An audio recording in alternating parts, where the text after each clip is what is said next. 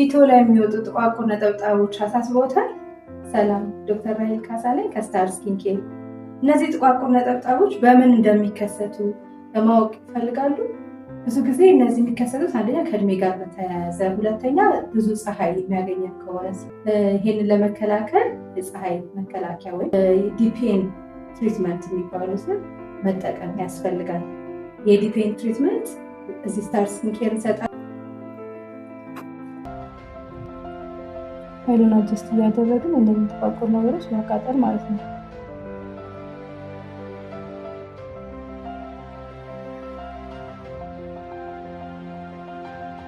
ስለዚህ በቀላሉ እነዚህ ጥቋቁር ነጠብጣቦች ወይም ዲፒኤኖች ማጥፋት እንችላለን፣ ምንም አይነት ህመም ሳይኖረን ማለት ነው።